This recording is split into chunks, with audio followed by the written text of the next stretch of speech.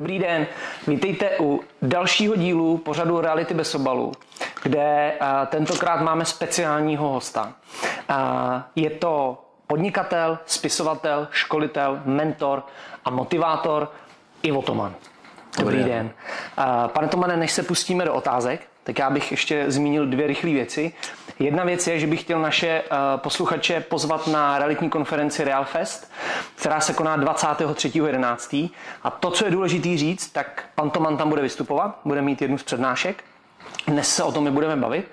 A další věc, kterou tady máme důležitou, tak pokud dokoukáte do konce videa, tak vám řekneme, jak můžete soutěžit o jednu z knížek pana Tomana a konkrétně o knížku, která se jmenuje Jak prodávat z očí do očí. Mimo jiný pan Toman má několik velice zajímavých knížek, já jsem jich pár přečet a rozhodně doporučuji, kdo jste knížku neviděl nebo nečetl a neviděl přednášku pana Tomana, tak jednoznačně doporučuji. A my se můžeme pustit do otázek. Pane Toman, hned první. Já jsem tady na začátek řekl několik vašich profesí, které děláte. Ano. Kde se vidíte vy nejvíc? Já si myslím, že jsem odborník na motivaci. To je tak asi... To cítíte jako vaši nejsilnější stránku a i to, co vás nejvíc baví? Jo, motivace jako self, to znamená, že sám sebe jak motivovat a motivovat jiné lidi, ovlivňovat je. Vy o tom mluvíte veřejně, že máte Tourette syndrom. Ano. A já se setkávám díky tomu biznisu, já jsem v biznisu 15 let, vlastně v těch realitách a kolikrát se potkáte s lidma i v osobním životě, který vlastně se tváří strašně nešťastně, jak je život na ně jako hnusnej a pak když vám řeknu ten problém, tak se jako zarazíte, protože to vlastně není úplně jako problém. Jak vy jste s touhletou vaší nemocí bojoval, jak jste ji překonal? A jaký je návod pro ty lidi, kteří si prostě buď mají něco podobného, vážného, nebo si myslím, že ta společnost je taková, že si dneska stěžuje na všechno. Jak těm lidem jako ukázat tu cestu, nebo jak ji mají najít? No, řekl jste, jak jste s ní bojoval a jak jste s ní překonal. Tak já ji nepřekonal, to se nedá, že jo? To je hrozené a umřete s tím, není na to lék. A právě když jsem s tím bojoval, tak jsem měl problémy. Prostě s tím se musíte smířit. To je jako, že se smíříte, například, že máte alergii a budete snížit až do smrti. Jako se smíříte s tím, že jste plešatý, že jste oplešatěl a musíte s tím žít do smrti, anebo drahé operace a tak dále. Jo, to znamená, boj s tím, to vás jenom vysiluje. Takže nepřekonáte to. Musíte s tím žít, jako když, já nevím, když někdo přijde o nohu, to je hrozné, ale svým způsobem on to nepřekoná, on se s tím musí naučit žít. Ale na rozdíl od těchto lidí, kteří přijdou o nohu, mám jednu výhodu. Já nevím, jaké to je být normální. Protože vlastně ve chvíli, kdy si člověk uvědomuje svůj život, tak jsem si začal uvědomovat, že furt, a hlavně levou rukou jsem takhle dělal. A oni se mě ptali už ve školce, proč to děláš? Oni mě posílali do kouta, že? A nedělej to, zatrest do kouta a tak. A já nevím, jako představte si, že člověka, který oslepne ve 20 letech. To musí být hrozné. Poněvadž on má zkušenosti s tím, jaké to je vidět. Ale já nevím, jaké to je vydržet 5 minut bez hnutí vědomě. Takže to má svým způsobem výhodu. Jste řekl moc hezky, že vlastně s tím nebojujete, ale smířit se s tím, jaká ta situace je a jít dál. Já jsem s tím bojoval samozřejmě, když jsem byl mladší a neměl jsem tu určitou modrost, kterou člověk získává s věkem, zkušenostma. A to nevybojujete, tu hru. Nebo nevyhrajete. Můžete bojovat, ale nevyhrajete. Tak je lepší to vzdát. Já jsem zastánce útěku od velkých problémů, jak se říká, nikdy se nevzdávej. To jsou líbivé, pozitivní keci. Někdy je dobré to vzdát. Když zjistíte, že jste s partnerem, s kterým to nefunguje, je dobré to vzdát. Jo? Když jste v oboru, který vám nejde, je dobré to vzdát. Já jsem původně dřevař. A špatný dřevař, tak jsem to vzdal a utekl. A to byl úžasný útěk. Okay. Kdy nastal ten moment, že jste si řekl, že budete vystupovat na pódiu? No, to jsem si neřekl já. Já jsem začal dělat přímý prodej, multilevel marketing, to bylo v roce asi 94 nebo 93 a to už je 30 let. Letí to. Člověk si to vždycky uvědomí, až když se nad tím zamyslí. No, tak před 30 lety a 20 kily a oni mi pak řekli, já jsem byl začátku špatný prodejce, ale pak jsem se naučil pár takových těch chvíglů, které dneska učím. A já jsem se stal výborným prodejcem v té firmě. A oni mi řekli, ať školím. A na těch každý měsíc bylo vždycky v sobotu celodenní školení a řekli, ať já přednáším. A jsem řekl, já mám tíky, já mám problémy.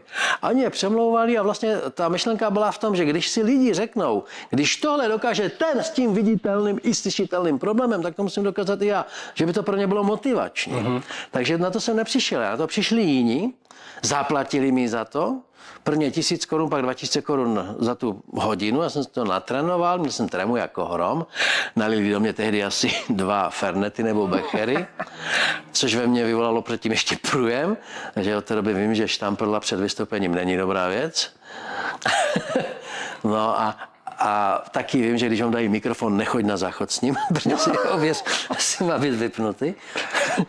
Já už jsem měl na sobě tu Madonu, nebo jak se tomu říká, ale tak rychle jsem utíkal, že jsem nepřemýšlel nad tím. No takže jako, ale takhle, teď vážně. Na to přišli jiní, že já mám přednášet, a pak jsem zjistil, že mi to celkem jde. A vlastně teď se tady bavíme o tom, že máte tuhletu nemoc, která se projevuje vlastně tíkama a nějakýma zvukovýma jakoby věcma. A vlastně absolutně to vlastně člověk by řekl, že to není synchronní s tím někde vystupovat a někde mluvit. No, je to zvláštní, ano. A je to jako obdivuhodný a vlastně trvalo vám dlouho, to na co se chci zeptat, jako než jste si řekl, mám na to pódium jít, nebudu tam jako, nebo jste si řekl, já na ně všechny Já vám to vysvětlím, to je jednoduché, já jsem v té době měl dluhy, já jsem byl špatný dřevař. Podnikal jsem si ještě jako fyzická osoba, takže všechny dluhy, jak rostly, byly moje, žádné ezeročko. Teď už vím, základní pravidlo ezeročko, jo. Ale já jsem zoufale potřeboval tu 1000. To bylo rychle. To vás hnalo. Jo, takže jste to neřešil. Jo, peníze, ty umějí jako spoustu věcí. Super. Pane Toman, co je vlastně cílem vašich přednášek? Otevírat oči. Ono se říká, že, nebo psychologové tvrdí, že lidi, kteří mají Tourettův syndrom, mají jiné vidění světa. Musí ho mít, protože pokud ho budou mít stejné a budou se na sebe dívat jako ti ostatní, tak samozřejmě jste vypadáte jako debil. To je, jak chcete ukázat někomu, že je idiot, hloupý, uděláte tik. Jo? Jako pantomimicky to ukážete. Takže musíme mít jiné vidění světa, poněvadž lidi, kteří ho nenajdou, tak jsou lidi, co to mají a spáchají sebevraždy. Že jo? Takže já otvírám lidem oči, dívám se na věci jinak. A tu samou věc jim říkám, že změňte úhel pohledu a bude to jináčí. Takže toto je asi moje úloha. Tím, že se začneš na své problémy nebo na problémy zákazníků dívat jinak, můžeš najít argumenty, které jsou lepší než ty, co jsi měl doteďka, tak se zlepšíš. A děje se vám, že opravdu za váma přijdou lidi po těch vašich přednáškách a řeknou za čas, nebo vám napíšou díky tomu, co jste mě říkal, kam jste mě nasměroval, se mi podařilo.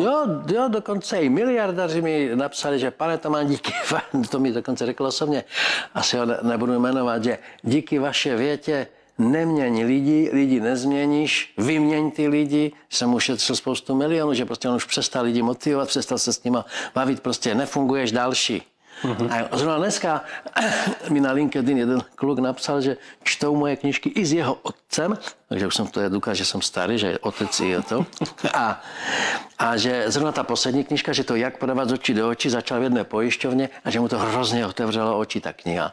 Takže mám tyhle, já bych to řekl, zpětné vazby, kladné zpětné vazby a je jich mnohem víc než záporných zpětných vazeb, poněvadž neexistuje snad člověk, který by měl jenom kladné zpětné vazby.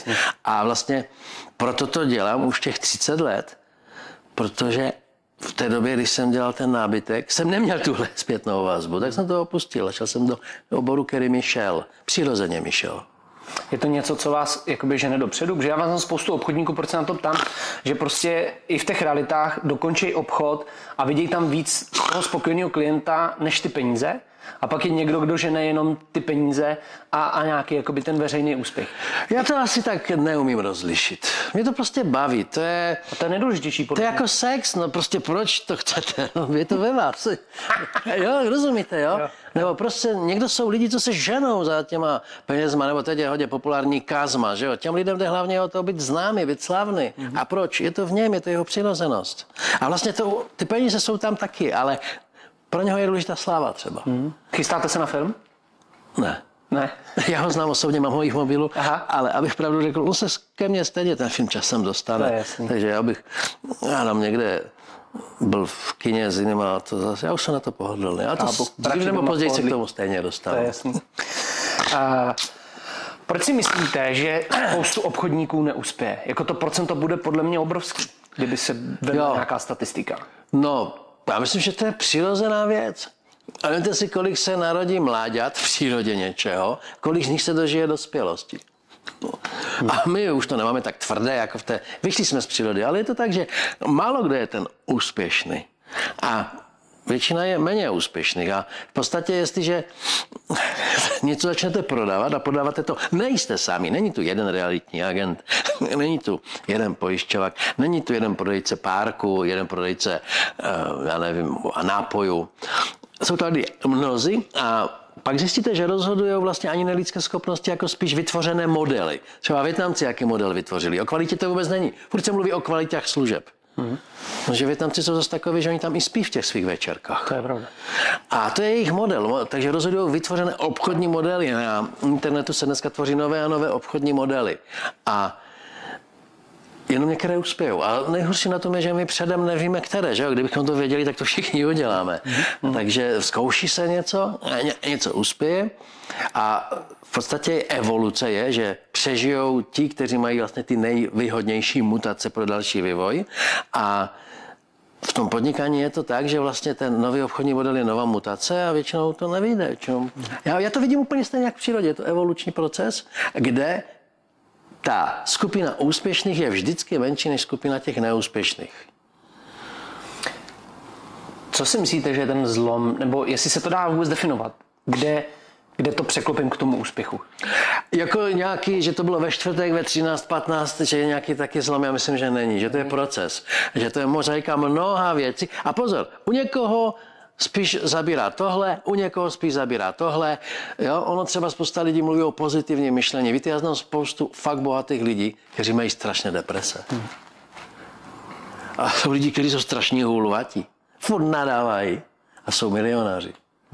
Pak jsou lidi, kteří jsou nesmírně slušní a nemají na složenky, na zaplacení. Takže no, myslím si, že mě se ptají, řekněte mi 6 bodů, nebo 7 bodů, nebo 3 body, jak být úspěšný. To není. Někomu stačí jedna věc a to bude svět. Někdo udělá všechno možné, přejede ho vlak, prostě není, jak se říká, 17 bodů k úspěchu, 6 bodů, 3 bodové návody. To prostě neexistuje. OK. Když se tady bavíme o tom úspěchu, co pro vás znamená slovo úspěch? A to jsem napsal kdysi knížku, která se jmenuje O úspěchu.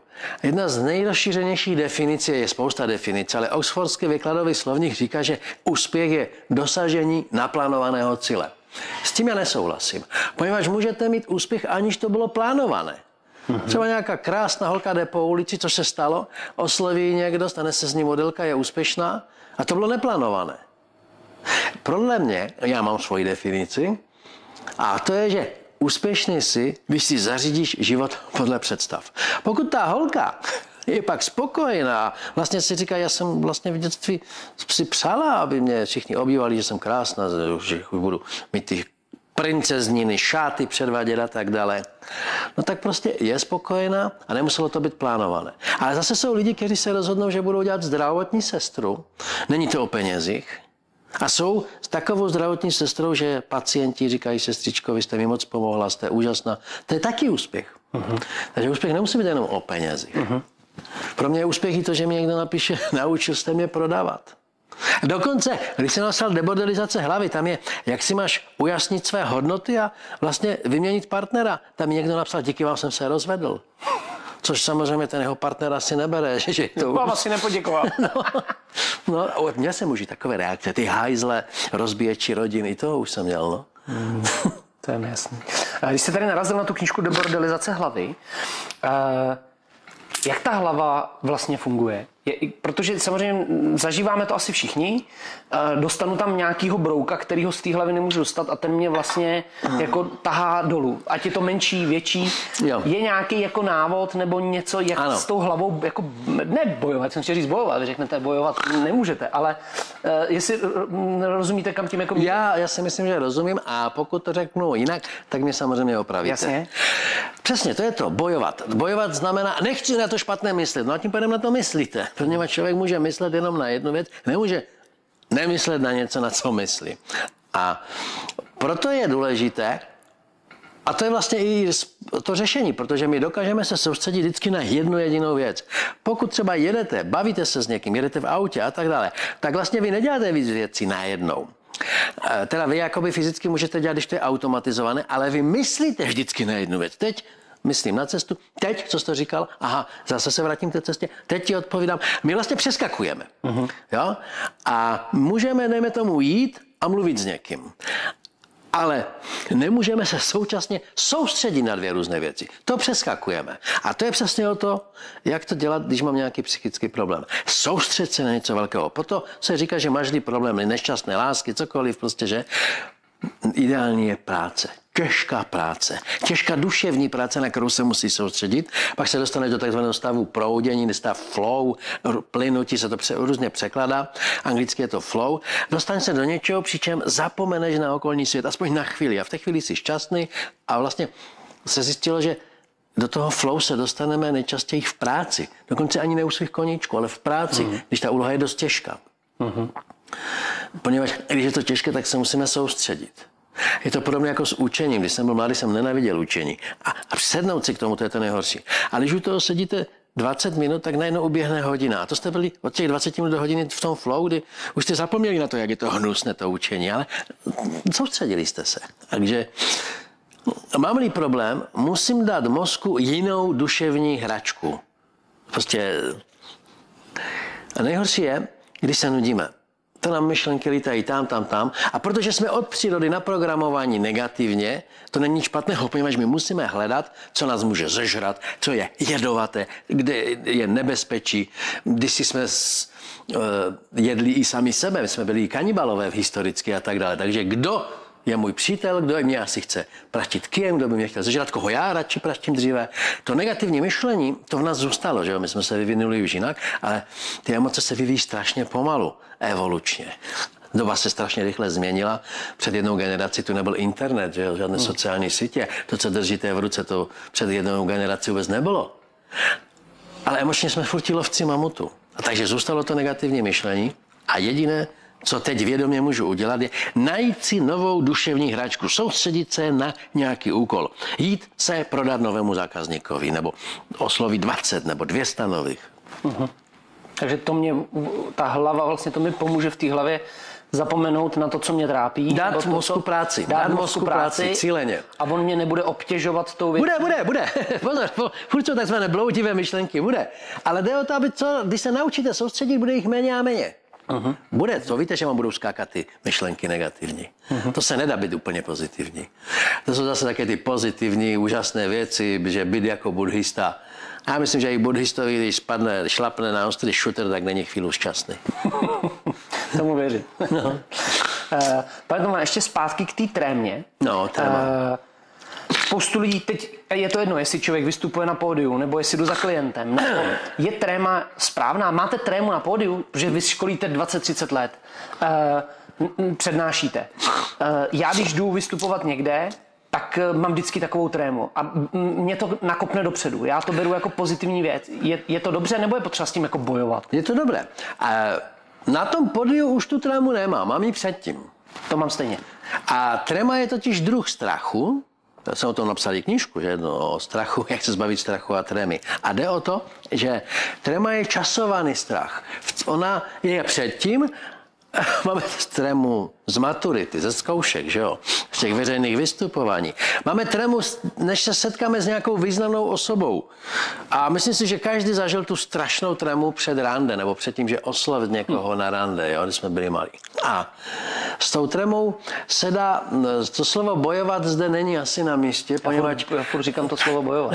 No ale to je normální, však jsme ti lovci mamutu původně, že jo? To je... Dá se s ní bojovat, takže nebudem bojovat. A to je přesně ono. Já to mám postup, kdy těsně předtím, než mám jít, tak existují takové věci jako vdýchej, protože já vždycky 1, 2, 3, 4, teď zůstanu na dechu 1, 2, 3, 4 a zas vyjde 1, 2, 3, 4, teď nedechám 1, 2, 3, 4 a tak dále. To já dělám třeba u zubaře, to dělám před tím vystoupením, pomaly hluboké dýchání, ale hlavně mám takovou psychickou berličku, to mám od Karla Gustava Junga, že máme ty různé ego, persony a máme i taky stin, že máme jakoby různé osobnosti. Persona je to, on to tak nazval, co ukazujeme světu. To je to, co dělají lidi na Instagramu, na sociálních sítích, že chci, aby mě takhle viděli, tak kde uděláte 100 těch ptakopisků, takhle, jak to dělají ty ženské, že? Teď z těch 100 vyberete jednu pořádnou, teď ještě musíte sfalšovat, poněvadž tady máte beďára a tak dále. Jo? A tohle, to je ta persona. Tak chci, aby mě viděl svět. Proto mluvíme úplně jináčí věci, než si myslíme, poněvadž chci, aby mě svět viděl dobře. A pak máme to, co nechceme, aby svět viděl. On to nazval stín. To nejhnusnější v nás, co nikdy nikomu neřekneme, ty různé sexuální představy o tom, že bychom chtěli toho a toho zabít a to nikomu. A on má takový postup, že máš zlý problém a já jsem si to hodil do tremy. To znamená, představ si, že tady je to pódium, tady jsem já, teď si musím předem vědět, kde bude mikrofon, nebudu. Jasně. Tady jsem já a teď vždycky zavřu oči a tady je to nejhnusnější ve mně. To nejhorší mé. A teďko, pozor, to je ta tréma. A já s ní nebudu bojovat. Já teď si jak mu zavřenu ty oči a já si řeknu, a víš co, my jsme kamoši. To nejodpornější ve mně. Teď se skamošíme, jo?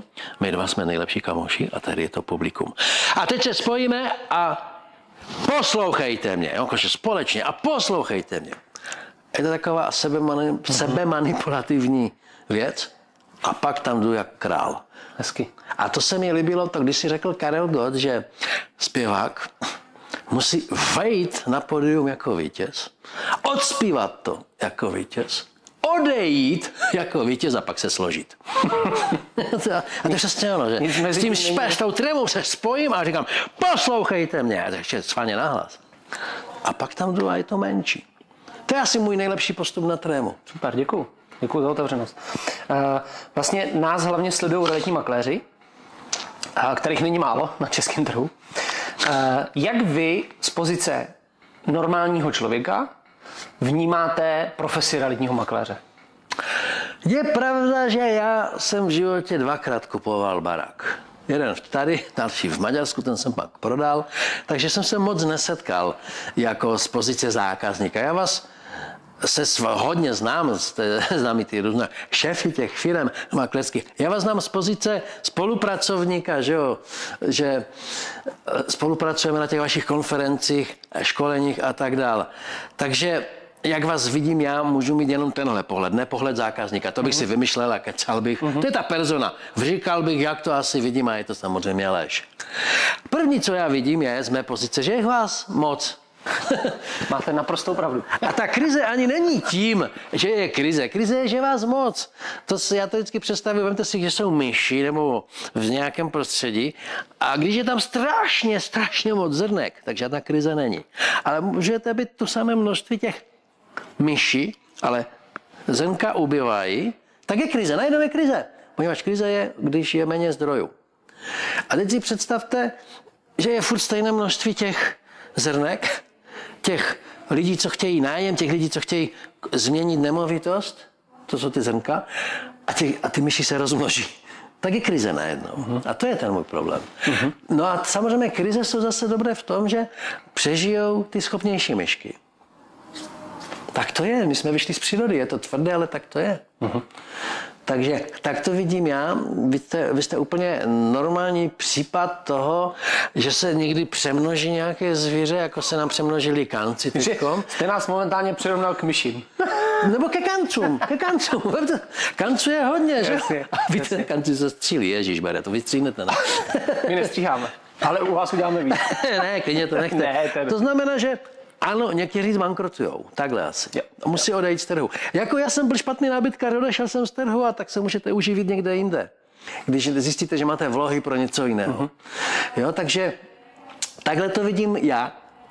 Zase pozor, to, že je vás moc, je pro mě dobré. Čím více takových lidí, tím více já můžu prodat svých vzdělávacích produktů, jo. Takže je to dobré nebo špatné? A zase musíte jíst, no. Ale když už jsme u toho střílení, víte, já jsem původně chtěl být dřevař, teda lesník. Stal jsem se dřevařem. To je trošku jiný obor. Les je les a dřevař je to, co už toho z lesa, co se pak zpracovává. A já jsem se nakonec nestal tím lesníkem, ale dřevařem. A teď s odstupem času zjistil, že to i bylo dobré, poněvadž všichni lesníci nosili flinty. A já jsem v životě nikoho nezastřelil, jakoby tak, nechtěl jsem ani. A jednou mě pozval nesmírně bohatý chlap na lov. A v té době se taky přemnožili kanci. A bylo to tady jako na jih od Prahy v těch krásných lesích. Vzal mě a říkal, že už asi 13 dnů za sebou každou noc zastřelil kance. Že je jich tak moc, že to je dobré. Tak jsem se oblekl, šli jsme na ten posed. A když jsme byli nahoře, tak mu říkal, ale musíte být ticho. A říkám, no to je u mě problém. Když dělám to zle, když mi to zakažete, o to víc to budu dělat. A říkal, ale kanci mají skvělý sluch. A teď už to blíží. Teď on měl ještě také to noční vidění. Jasně. No a tu noc nezastřelili žádného kance. Poněvadž oni uslyšeli, že tam někdo chrouta stejně jak oni a zdrhli. Takže jsem možná tehdy zachránil na den kanců. No, on vždycky jednoho, poněvadž je problém, to je těžké, musí odvést a tak dále. Takže jsem jednou v životě byl na lovu, neúspěšném.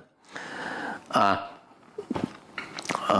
takhle asi. Takže jako zase netvrdím, že já bych rád střílel a tak. To jsem ani... Ona i řekla, jestli si chci zastřelit. Řekla, no já jenom s váma budu. A nakonec ani on nezastřelil, bo byli moc daleko, oni se nepřiblíží, přitom mi tam naházel to jídlo. A odradilo je to. Já jsem je odradil. Mají dobrý sluch. Ještě jestli můžeme zůstat chvilkou těch makléřů. Kdybyste prodával teď nemovitost, oslovil byste realitního makléře, nebo byste si to prodával sám? No tak tohle mě vyškolil můj otec, který když prodával svůj dům, tak on měl právě to pravidlo, hlavně ne přes ty realitky. To jsou zloději, že? To byla ta jeho... Jo? No a taky to prodal blbě, takže rozhodně, kdybych prodával, tak oslovím. Já jsem i ten dům, v kterém jsem i v tom maďarském u nás, tak šel jsem přes realitku. A byla to dobrá zkušenost?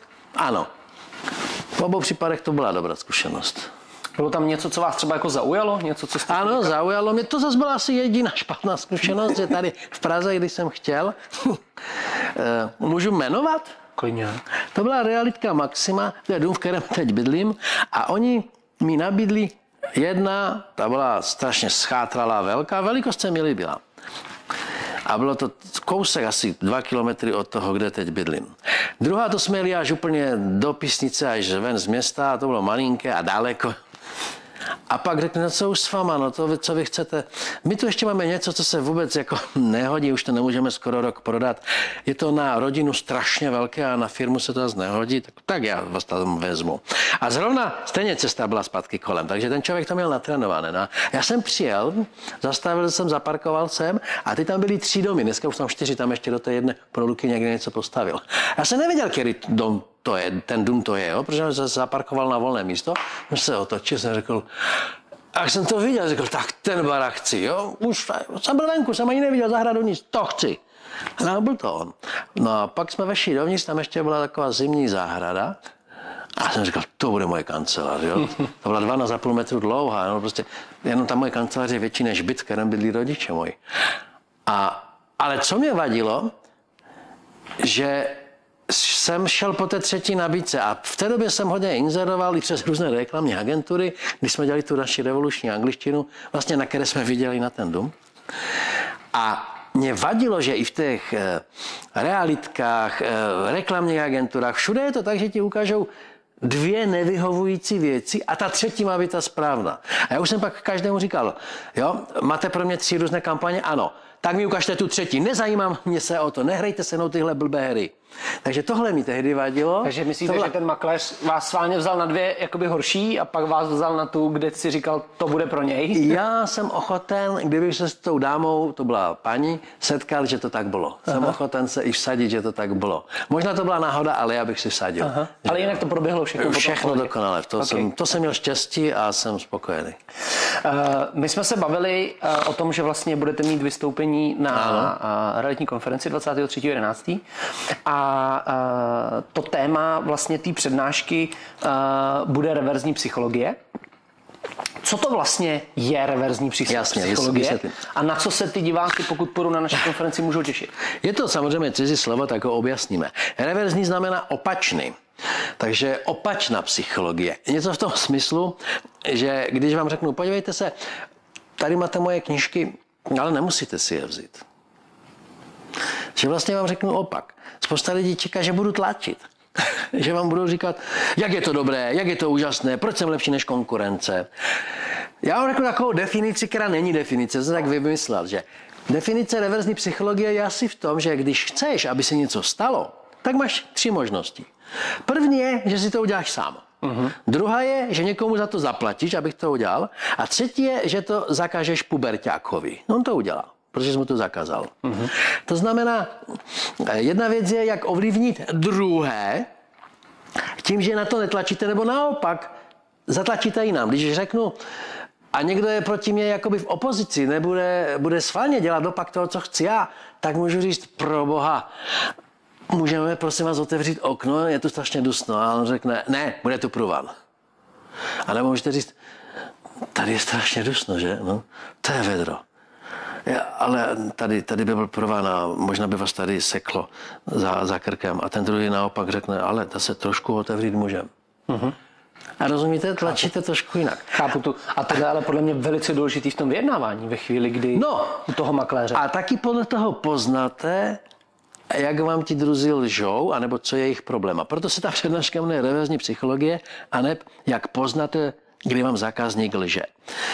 Víte, nedávno jsem se setkal s chlapíkem a to bylo hned v úvodu, jenom jsem se ptal, on řekl, já nejsem žádný podvodník. A okamžitě jsem šel a zjistil jsem, a ještě řekl, já nikomu nedlužím. A okamžitě jsem šel do toho registru insolvenčního, našel jsem ho tam. Víte proč? Protože jsem se ho neptal a on na to tvrdil. Sám upozornil na něco? Sám, přesně. A to je ono, když vám někdo řekne, já nejsem žádný podvodník.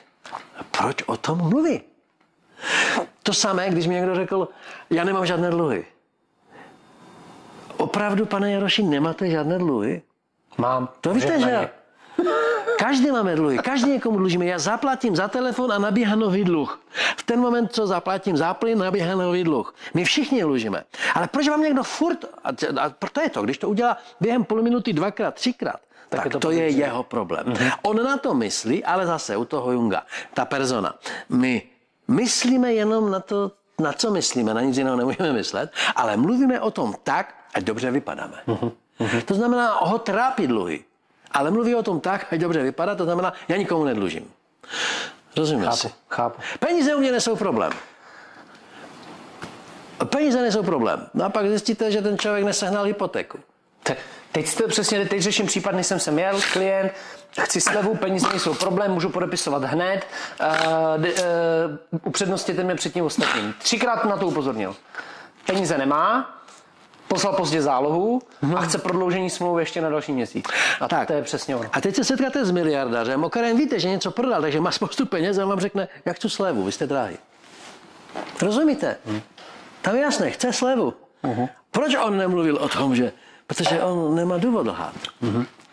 A to je přesně ono, my všichni lžeme a vy takhle poznáte, co ty lidi trápí, o čem lžou. Neexistuje člověk, který by nelhal. Lhání není jenom špatná věc, my máme i, jak bych to řekl, my máme i takové lži, který nikomu neublíží. Ne, naopak, které pomáhají. Pomáhají. Představte si, že vám bude někdo na tom zdravotně špatně, no tak neřeknete mu pravdu. Řeknete mu, víš co, já se těším, až zase spolu pojedeme na hory, rozumíte? Vy víte, že už asi nepojedete nikam. Chápu. Ale lžete mu, abyste mu dodal naději. Takže všichni lžeme a já úplně nejlepší, co je, jak vždycky lidi říkají, já nemám rád lháře. A v ten moment ti řekne, já jsem včera tam vůbec nebyla. Nebo nebyl, že jo? Ať to neříkám, jakoby, že to dělají jenom ženy. Všichni lžeme, i muži, i ženy.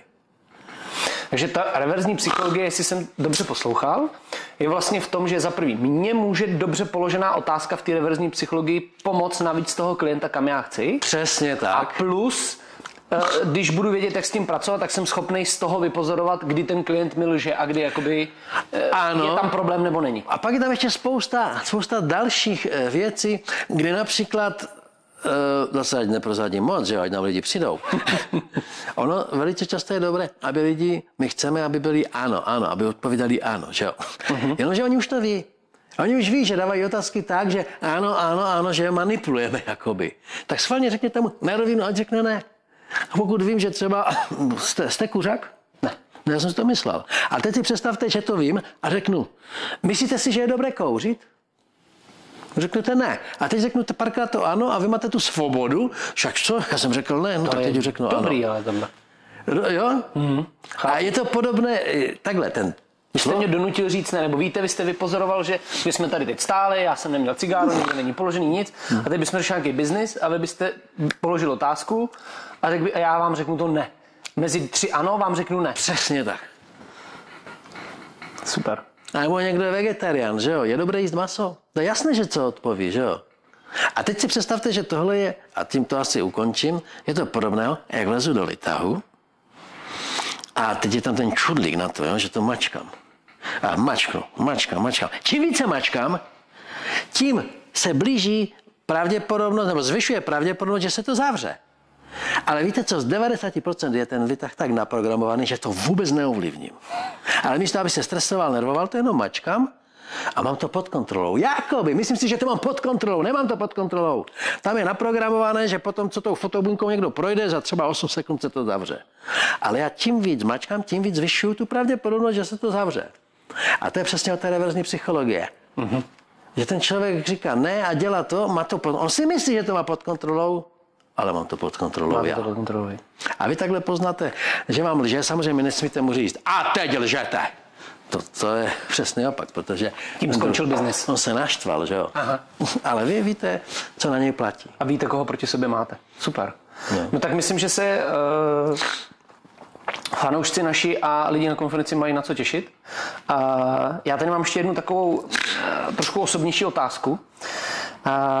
Jaký je váš, jestli se o tom můžeme bavit, jaký je váš největší životní fuck up? Jako průšvih? Jo. No asi ta stolárna. Tehdy se mi i zhoršily trochu ty tiky a pak už to, neměl jsem to tak silné jako potom a už se to jakoby nevrátilo zpátky. Jo.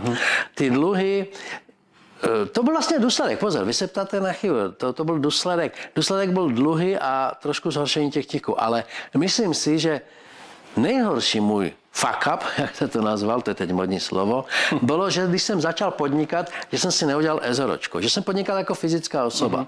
Už jsem to říkal z evoluce, že většinou, když se o něco pokusíme, jsme neúspěšní. I ta zvířata většinou se nedožijou stáří přírodě. Kdo už umírá v přírodě přirozenou smrtí? Skoro nikdo. Je někým sežran. A de facto, když se teď nad tím zamyslíme, tak je to i v tom podnikání. A podnikat jako fyzická osoba je strašně nebezpečné. To byl ten pruser. Kdybych měl něco sdělit těm začínajícím, tak založte si okamžitě ezeročku. Samozřejmě asi budete platit trošku více na daních, ale stojí to za to menší riziko. Takže vy jste vlastně, vám krachlo podnikání a to bylo jako... Já jsem měl fabriku jako fyzická osoba. Takže... A 0 vlastních peněz, všechno na úvěr. To byl ten průšvih. A jestli se o tom můžeme bavit, no. Protože v takové situaci si myslím, že je spoustu lidí, co pomohlo stát z toho dna a jít zase jako nahoru? Protože říkáte, jste měli dluhy, zhoršil se vám zdravotní stav, všechno podle mě v tu dobu pro vás jako bylo prostě na prd. No tak všechno ne. A kdyby bylo všechno, tak už tu nejsem, že jo? Jasně, tak jako by myslím... Já jsem měl souseda, který měl mnohem menší dluhy než já. Zjistil, že že manželka se mu skamarádila s nějakým sousedem, tak se oběsil, ale... Říkáte Ježíšmarja. Ale to je první věc. Mám velkou vrozenou, to je druh talentu, frustrační odolnost. Taky se tomu říká odolnost vůči zklamání, že prostě jsem odolný. To je první věc. Přestože mám tiky, jsem odolný, že ty prusery mě nezlomily. Druhá věc, velké štěstí naštěstí našel jsem systém. To, že jsem začal dělat ten přímý prodej a oni mi řekli, ať začnu mluvit. Já jsem mluvil a najednou mě lidi poslouchali. Dokonce hned té první řeči. Já jsem si nachystal pití, jako vodu, i tady mám vodu, ale ten můj předřečník mi ji vypil. Já jsem začal mluvit a najednou jsem měl žízeň. Poněvadž mluvíte nahlas, že? A k čemu došlo? Já jsem řekl, prosím vás, mohl by mi někdo dovést vodu? A tak jsem je zblbnul, že asi 8 lidí přišlo. Což byl důkaz toho, že rozumíte, že chtěli mít, že to dělám dobře. A pak jsem si začal, a já téměř všechno od té doby nahrávám. A spousta lidí, vy jste říkali, že jsem spisovatel. To je zvláštní, já málo věcí napíšu. Já jsem spíš upravovač svých řečí. Já si to nahrávám, když jsem to přepisoval sám. Teď mi to někdo přepíše, neumím všemi 10. A vlastně nejúspěšnější moje knížky, co jsou upravené mé přednášky. Já si najdu téma, o tom mluvím a tak dále, mluvím o tom dlouho až a vždycky vás něco napadne a tak dále. A z těch nahrávek vznikají ty mé knížky. Já si nemyslím, že bych byl nějaký úžasný spisovatel, ale jsem dobrý hledač těch myšlenek a ty pak dám i do podoby buď těch přednášek. Dneska v poslední době já dělám hodně spíše webináře, poněvadž je taková doba, že knížky se už nepodávají jako třeba před koronavirem. Jako ne, že by se neprodávali vůbec, ale je toho méně. Pokles. Ano, webináře dělám, semináře, webináře, to je jedno, že? A to je to, že umím ty myšlenky najít. Takže našel jsem systém. A toto je i v těch realitách. Prostě, když najdete systém a budete lepší než ti ostatní, teď makléři, ať to zase nebereme, že myšky a zrnička, ale vlastně je to ten stejný princip. Jo? I ty myšky, když najdou systém, jak se dostat k více zrničkám, že objeví nějaké sklad, kde je zrní, to je systém, že jo? Tak to funguje. Najít prostě systém, který vám nějakou dobu nese. A pozor, dřív nebo později, když ten systém najdete, to skopírují ostatní. To, co dělám já, dneska dělá hromada lidí. Jenom jsou levnější a tak dále, takže mi zbavují práce, spousta lidí. Takže já zase musím najít něco jiného, zase jiný systém. Dneska se také prodávají ty nemovitosti jinak, než se prodávají před 10 lety. Teď přišly ty virtuální prohlídky, že jo? Když si stačilo navonět smradlavý záchod, koupelnu a tak dále, že jo? A teď musíte najít, to byl jeden systém, teď musíte najít nový systém a nový systém a nový systém. A to tu jde. Já teď musím hledat nové systémy. Když jsem každý měsíc mi hlasili z knihkupectví asi 300 000. Mně přišlo za knihy. Dnes je to 10krát méně. Musím se najít nový systém. Kdybyste zůstal toho stejného, tak... No tak při mém stylu života, když máte bazén a teplo a, no jasně, a to... není to možný, proto musíte ten hledat nový systém. Přesně. Ale myslím si z toho, co vy mluvíte, že spoustu lidí je v tom systému, který už nefunguje a nehledajte novej. No to je průšvih. A to si myslím, že je u spoustu lidí. Já to řeknu vulgárně, to leštíte lejno. Lejno nikdo nechce a vy ho leštíte, zlato na něj dáte, ale furt je to lejno. Jasně. Už to nikdo nechce. A musíte to nové, nebo jiní mají něco lepšího. A ne, že vy to máte špatné, ale jiní to mají lepší, proto to chtějí. Musím změnit systém. Přesně tak. Okay. Super. Pane Tome, blížíme se do finále. Já tady mám jednu takovou věc, na kterou jsem vás nepřipravil. Je to takový krátký křížový výslech. No, mám se na to napít radši, jo? No, v pohodě. Já vás trápit nebudu. Já jste mě poznal. Pár otázek. Řeknete, co je vám bližší. Vždycky vám dám 2 možnosti. A pak jenom otázky na jednoduchou odpověď. Já. Můžeme se do toho pustit? Rodina nebo práce? No, práce. Bohužel. Byt nebo dům? Dům. Peníze nebo postavení? Peníze. Přednášení nebo psaní knih? Přednášení. Životní vzor? Nemám. Největší vaše slabina? Nadváha? Ne, nebo... Počkejte, to je 7 hříchů. Obžerství. Tak to je... A nejsilnější vaše přednost? Ta frustrační odolnost. OK. To je všechno, děkuju. Já dám hned další otázku.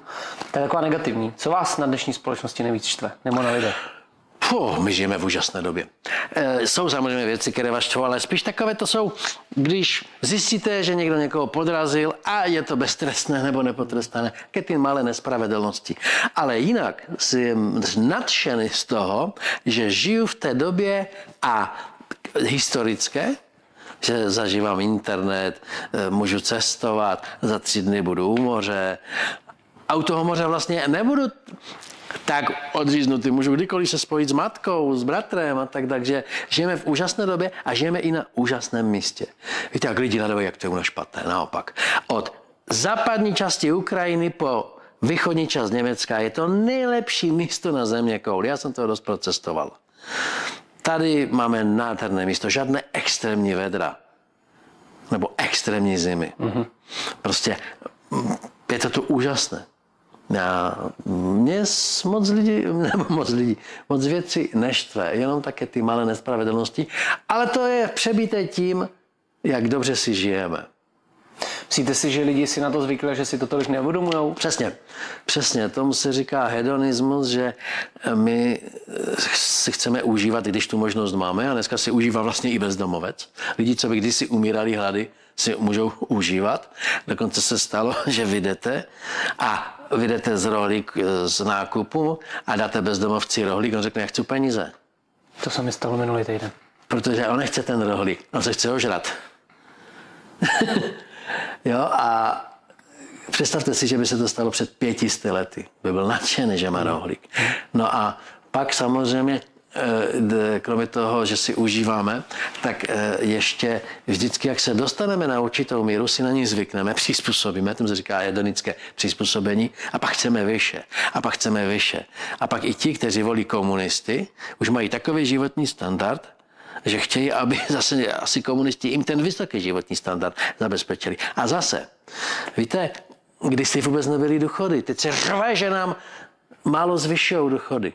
Ne, že zvýšení důchodu je málo. A když si vůbec důchody nebyli. Ať si tohle lidi představí. Že prostě nebyli a jsou místa na zeměkouli, kde nejsou důchody vůbec, a pak jsou místa, kde mají jenom státní zaměstnanci důchody. Takže my si žijeme úžasně.